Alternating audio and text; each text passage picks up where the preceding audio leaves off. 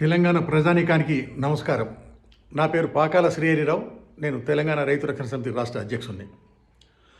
ముద్రా రుణాల మంజూరులో కేంద్ర ప్రభుత్వం అనుసరిస్తుంది దేశవ్యాప్తంగా ఒక పద్ధతి, తెలంగాణ రాష్ట్రానికి వేరొక పద్ధతి.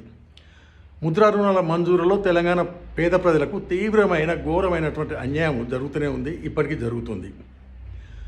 2015 సంవత్సరంలో మన గౌరవ ప్రధానమంత్రి గారు ప్రధానమంత్రి ముద్రా యోజన పథకం ప్రారంభించారు.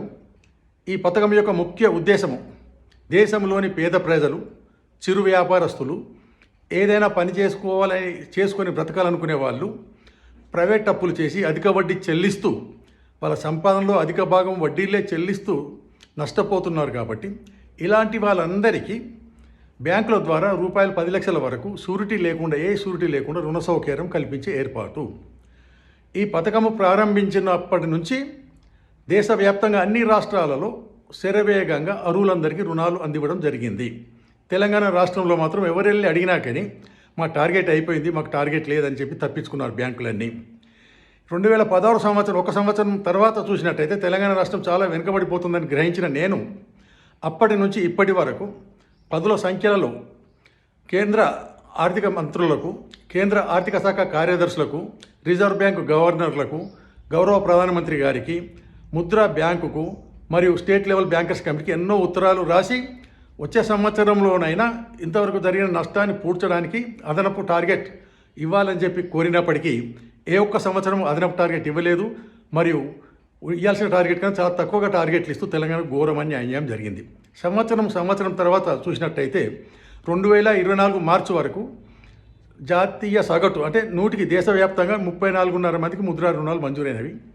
తెలంగాణ రాష్ట్రంలో మాత్రం కేవలం 18 మందికి మాత్రమే ముద్రా రుణాలు మంజూరైనవి. జాతీయ సగటుతో పాటు సమానంగా మన రాష్ట్రంలో కూడా ముద్రా రుణాలు పొందడము దేశ పౌరులుగా తెలంగాణ ప్రజల హక్కు.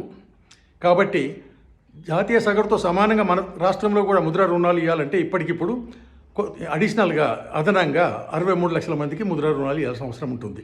దీంతో ఎవరు బాగుపడతారంటే వీధి వ్యాపారస్తులు, రైతు బజార్లో కూరగాయలు ఇతర సరుకులు అమ్ముకునే వాళ్ళు, చిన్న దుకాణాల వాళ్ళు, పేదవాళ్ళు, ఇంకెవరైనా ఏదైనా పని చేసుకుని బ్రతకాలనుకునే వాళ్ళు, వీళ్ళందరికీ కూడా ప్రైవేట్ అప్పులు కాకుండా బ్యాంకు ద్వారా రుణం సౌకర్యం కల్పించే అవకాశం ఉంటుంది. కాబట్టి మన హక్కును సాధించడానికి, మన రాష్ట్రానికి అదనంగా ఇవ్వాల్సిన 63 లక్షలు సాధించడానికి కేంద్ర ప్రభుత్వ విధానాలను ఎండగడుతూ రాష్ట్ర ప్రభుత్వం చొరవ చూపాలని కోరుతున్నాను. అలాగే మన రాష్ట్రంలో సమర్థవంతులైనటువంటి బీజేపీ నాయకులు ఎందరో ఉన్నారు. కేంద్ర పథకాలలో రాష్ట్రానికి జరుగుతున్న అన్యాయాన్ని సరిచేయాల్సిన బాధ్యత, జవాబుదారీతనం వాళ్ళ మీద ఉంది. కాబట్టి వాళ్ళు కూడా కేంద్ర ప్రభుత్వాన్ని ఒప్పించి తెలంగాణ రాష్ట్రానికి న్యాయం చేయాలని కోరుతున్నాను.